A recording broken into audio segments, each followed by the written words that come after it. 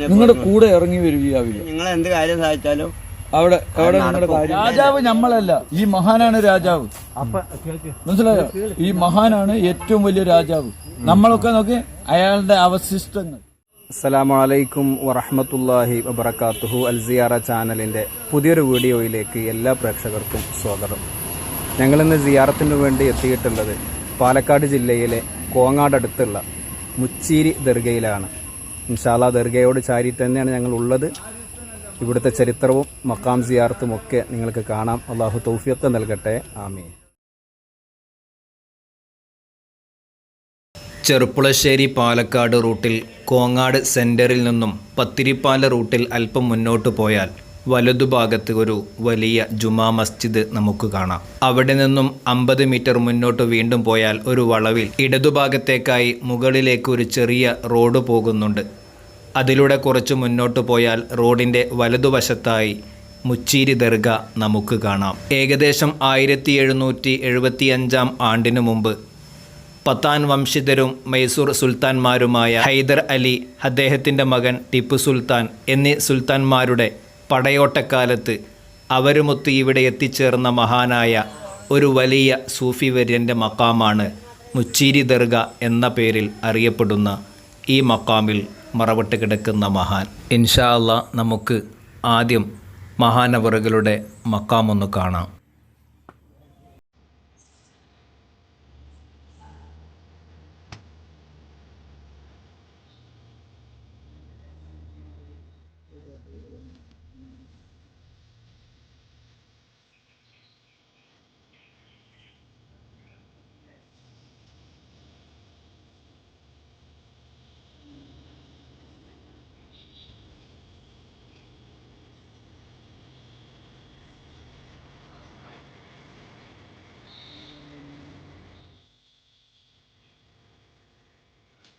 മഹാനായ വലിയുല്ലാഹി അമ്പങ്കുന്ന് മീറാൻ ഔലിയ ഉപ്പാപ്പ ഖദ്ദസല്ലാഹു സിർറഹുൽ അസീസ് മഹാനവറുകളടക്കം ഒട്ടനവധി അള്ളാഹുവിൻ്റെ ഔലിയാക്കളും മഹാന്മാരുമൊക്കെ സ്ഥിരമായി സിയാറത്ത് ചെയ്തിരുന്ന ഒരു സ്ഥലമായിരുന്നു മുച്ചീരി ദർഗ. ഒട്ടനവധി അത്ഭുതകരമായ അനുഭവങ്ങളും ഫലങ്ങളും ഈ മക്കാമിൽ നിന്ന് പലർക്കും ലഭിച്ചിട്ടുണ്ട്. മക്കാമിൻ്റെ ചുറ്റുഭാഗത്തുള്ള പല വിപുലീകരണ പ്രവർത്തനങ്ങളും പല ആളുകളുടെയും നേർച്ചയുടെ ഫലമായിട്ടാണ്. ഇവിടെ മറവിട്ട് കിടക്കുന്ന മഹാനവറുകൾക്ക് വെയിലും മഴയും കൊണ്ട് കിടക്കാനാണ് ഇഷ്ടമത്രേ. അതുകൊണ്ടാണത്രേ എത്ര ശ്രമിച്ചിട്ടും മേൽക്കൂര കെട്ടാൻ കഴിയാത്തത്. അങ്ങനെ കെട്ടിയാൽ തന്നെ അത് പെട്ടെന്ന് നശിച്ചു പോവലും പതിവാണത്രേ. മുച്ചീരി ജാറം, മുച്ചീരി ഔലിയ ജാറം പേര് വന്നിട്ട് ഇവിടേക്ക് കവളെങ്കിൽ കളം. ഈ മക്കാം നിൽക്കുന്ന സ്ഥലം അല്ല, മക്കാം നിൽക്കുന്ന മുച്ചീരി. ഇത് കവളെങ്കിൽ കളം എന്നാണ്. 17.5 ഏക്കറുണ്ട് അവിടുന്ന്, ആസ്പത്രിൻ്റെ അവിടുന്ന് ഇതുവരെയ്ക്ക് 17.5 ഏക്കർ ലാൻഡ് ബോർഡ് പോയ ഭൂമിയാണ്. ലാൻഡ് ബോർഡ് പറഞ്ഞ മിച്ചഭൂമി. അതായത് ഇവർക്ക് 300 ഏക്കറാണ് ഇവിടെ. അതിൽ 18 അവകാശിയാണ്. അതിലേക്ക് 18 ആൾക്ക് ഇവിടെ മാത്രം മറയും. ഇവിടെ മറയുന്ന ആള് പിന്നെ കവർ കളിക്കുന്ന ആള് ഞാനാണ്. അപ്പോൾ ഈ 10-20 വീട്ടുകാരനെ ഇവിടെ മറയുള്ളൂ, ഇതിൻ്റെ അവകാശികളിന് മാത്രം. അപ്പോൾ അതിൽ ഒരു മണ്ണിൻ്റെ ഉടമയാണ് ഇയാൾ, ഈ മണ്ണിൻ്റെ. അപ്പം ഇയാളിൻ്റെ ഒരു ഭാഗമാണ് 17 ഏക്കർ ഇപ്പോൾ ഉള്ളത്. 17 ഏക്കർ 65 സെൻറ്റ്. ബാക്കി CM കൊടുത്ത ഇവരാണ്. അത് 22 ഏക്കറായിരുന്നു മൊത്തം. അതിൽ 5 ഏക്കർ പോയി, ബാക്കി 3 ഏക്കർ മിച്ചഭൂമി പോയി. ബാക്കിയുള്ള സ്ഥലം ഇപ്പോൾ ഇവൻ്റെ കയ്യിലുണ്ട്.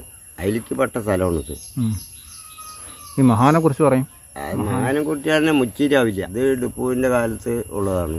ഡിപ്പു ഒക്കെ മഞ്ഞക്കുള അവിലിയും മുച്ചീരി അവിലിയും ഒരേ ചങ്ങാതിമാരായിരുന്നു. അവരൊക്കെ സുൽത്താന്റെ കൂടെയുള്ള ആൾക്കാരാണ്. ടിപ്പു സുൽത്താന്റെ കൂടെയുള്ള ആളായിരുന്നു. ഹൈദർ ഖാന്റെയും ടിപ്പുവിന്റെയും മുറാദ് അലി ഖാന്റെയും പിൻഗാമികളാണ് ഈ അതിന് വെച്ചാണ് വില ഈ അവലിയാനെ വെച്ചിട്ടും മറ്റേ മഞ്ഞക്കുളം ഖാജ ഹുസൈൻ ആ ആവിലിയാനെ വെച്ചിട്ടും ആണ് ടിപ്പുവും മുറാദ് അലിഖാനും കാലത്തുള്ളവരാണ് ഹൈദർ ഖാനും ഇത് ഇവിടെയൊക്കെ എല്ലാ ഇതും ഇവർക്ക് 18 കളവാണ് ഉണ്ടാക്കി. ഇയാളുടെ പേര് ബുഡാൻ ഖാനാണ്. ഇയാളുടെ മുത്തന്റെ പേരാണ്.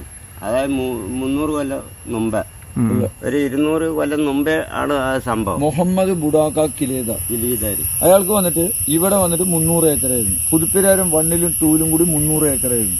മലമ്പുഴ 1-ലും 2-ലും കൂടി 300 ഏക്കറായിരുന്നു. പറളിയും യാക്കരയും കൂടിയിട്ട് 300 ഏക്കറായിരുന്നു. 18 കളം. കെ ബുഡാക്ക കിലേദാർ പറളിയിലാണ് രജിസ്റ്റർ അടിയാധാരം. മനസ്സിലായി. ചിറ്റൂര് തത്തമംഗലം എന്ന് പറഞ്ഞ സ്ഥലത്ത് ഒരു 85 സെന്റ് സ്ഥലമുണ്ട്. അത് ടിപ്പു സുൽത്താന്റെ കുതിര കെട്ടുന്ന സ്ഥലം. ടിപ്പുവിന്റെ കുതിര കെട്ടുന്ന സ്ഥലം ചിറ്റൂര് തത്തമംഗലം എന്ന് പറഞ്ഞ സ്ഥലത്ത് പള്ളിമുക്കില് ഒരു 85 സെന്റ് സ്ഥലമുണ്ട്. അത് ടിപ്പുവിന്റെ കുതിര പോയി. ഇപ്പൊ ഒന്നുമില്ല. ഇപ്പൊ 17 ഏക്കർ അതെല്ലാം പോയി. ഇവിടുത്തെ അനുഭവങ്ങളൊക്കെ എന്താമോ? ഇവിടെ ദുആ ചെയ്തു പറഞ്ഞാൽ നിങ്ങളുടെ കൂടെ ഇറങ്ങി വരികയാവില്ല. നിങ്ങൾക്ക് വേണ്ട നിങ്ങൾ എന്ത് കാര്യം സാധിച്ചാലും അവിടെ നിങ്ങളുടെ കാര്യം സാധിക്കും. ഈ അവിലാന്റെ കൂട്ടുള്ളത് ഇവിടെയുള്ള പാമ്പ് ഉണ്ടല്ലോ, പാമ്പാണ്. നിങ്ങൾ ഇവിടെ എന്താ ഇവിടെ വന്നിട്ട് അതൊരു ജിന്നാണ് ഈ പാമ്പുകള്. ഈ അവിലാനെ കാക്കണ ജിന്നാണ്. പിന്നെ ഇവിടുത്തെ അവിലാന്റെ എങ്ങനെ അറിയോ? ഇവിടെ വരിക തോർക്കുക. ഇവിടെ പിരിവൊന്നുമില്ല. നിങ്ങളുടെ കാര്യം സഹായിച്ചാൽ എന്തെങ്കിലും അവിടെ കൊണ്ടിടുക. അങ്ങനെയാണ്. എനിക്ക് 76 വയസ്സുണ്ട്. എൻ്റെ കാരണന്മാരെ ഇവരിൻ്റെ അടുത്ത് കൂട്ടാണ്. ഇവരിൻ്റെ വാപ്പാൻ്റെ കാലത്ത് കല്യാണം കൂടി ആളായി ഞാൻ ഇവൻ്റെ. അപ്പം അതിന് മുമ്പ് ഇവിടെ കവർ കളിക്കുന്നതും ഇതൊക്കെ മുമ്പേ ഓരോരുത്തരുടെ മുറാദാണ് ഇതൊക്കെ ചെയ്തിട്ടുള്ളത്. മുറാദാണ്. ഇവര് ചെയ്തതൊന്നല്ല, ഓരോരുത്തരുടെ മുറാദാളാണ്. ഇവിടെ നിങ്ങളുടെ കാര്യം സഹായിച്ചാൽ ഇവിടെ എന്തെങ്കിലും കൊണ്ടുവന്ന് വെക്കുക. ഇവിടെ പിരിവൊന്നുമില്ല. നേർച്ച കഴിക്കുമ്പോൾ കൊണ്ടുവന്ന് തരണം. അത് ഞങ്ങൾ വെച്ച് കൊടുക്കും. ഞാനാ ചോറ് കൊടുക്കുന്ന ആള് ഇവിടെ. ചോറ കൊണ്ടുണ്ട് ഇവിടെ? അല്ലല്ല, അരി, ആട്, കോഴി, ഇടിച്ചക്ക, നാളികേരം ഇതൊക്കെയാണ് കൊണ്ടുവന്ന് തരിക. പിന്നെ പൈസ. അത് ഞങ്ങൾ പിരിവോ ലീസ്റ്റ് ഉണ്ടാക്കലൊന്നുമില്ല. അതിവിടെ കൊണ്ടുവന്ന് തന്നാൽ അത് വെച്ച് ജനങ്ങൾക്ക് കൊടുക്കും. ചോറ് കൊടുക്കുന്ന ആൾ ഞാനാണ്. ഇപ്പം എൻ്റെ വാപ്പയായിരുന്നു ചോറ് വെച്ച് കൊടുത്തത്. അത് കഴിഞ്ഞപ്പോൾ ഞാനായി. സുൽത്താനാണ് അവര് കൊണ്ടുവന്നാണ്. മനസ്സിലായോ? അറബിയാണ്. അറബിയും ഖാനും കിലേദാറും രാജകുടുംബത്തിൽപ്പെട്ട രാജാവ് ഇവർ തന്നെയായിരുന്നു. രാജാവ് നമ്മളല്ല, ഈ മഹാനാണ് രാജാവ്. മനസ്സിലായോ? ഈ മഹാനാണ് ഏറ്റവും വലിയ രാജാവ്. മനസ്സിലായോ? നമ്മളൊക്കെ നോക്കി അയാളുടെ അവശിഷ്ടങ്ങൾ.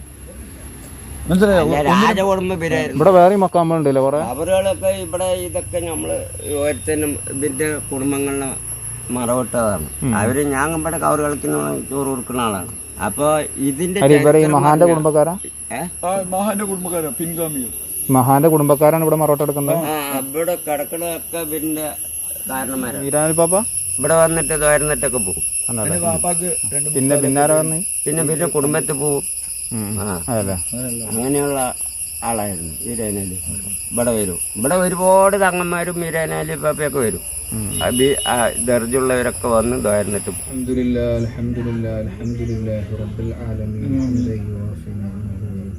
مزيدا آمين. اللهم صل وسلم على رسولك سيدنا محمد وعلى آل سيدنا ومولانا محمد. اللهم أوصل مثل ثواب ما قرأناه من القرآن العظيم. هذه هدية واصلة ورحمة نازلة وبركة شاملة مقبولة مرضية منا أولا إلى حضرة النبي المصطفى محمد صلى الله عليه وسلم وإلى حضرات أهل الخير كلهم أجمعين. اللهم وإلى حضرات أصحابه البدريين والأحديين والحنينيين والطبيعيين وسائر الصحابة والقرابة كلهم أجمعين. آمين. اللهم وإلى حضرات جميع الأنبياء والأولياء والعلماء والشهداء والزهداء والصديقين والصالحين.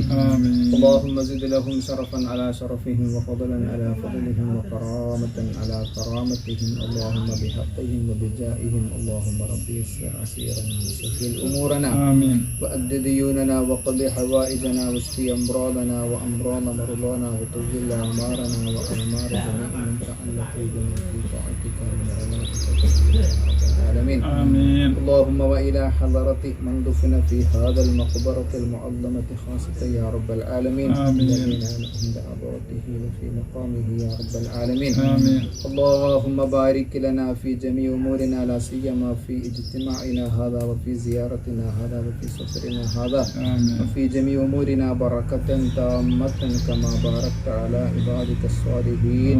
اللهم اشف أمراضنا وأمراض والدينا وأمراض أولادنا وأمراض أولاد أولادنا وأمراض أزواجنا وأمراض أقاربنا آمين. وأمراض من تعلقوا بنا وأمراض من أوصانا بالدعاء يا شافي الأمراض شفاء تاما لا يغادر سقما ولا ألما. آمين. اللهم إنا نعوذ بك من كل آفات وآحات ومصيبات وبليات وأمراض يا رب العالمين.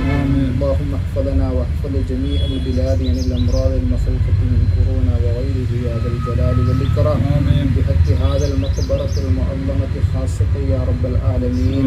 اللهم ربنا ظلمنا أنفسنا وإن لم تغفر لنا وترحمنا لنكونن من الخاسرين. آمين. ربنا تقبل منا إنك أنت السميع العليم وتب علينا إنك أنت التواب الرحيم. واغفر لنا يا غافر المذنبين آمين برحمتك يا أرحم الراحمين. وصلى الله تعالى وسلم على خير خلق سيدنا محمد وآله وصحبه أجمعين. سبحان ربك رب العزة عما يصفون وسلام على المرسلين. صلى الله على محمد صلى الله عليه وسلم. صلى الله عليه وسلم. اللهم صل على محمد.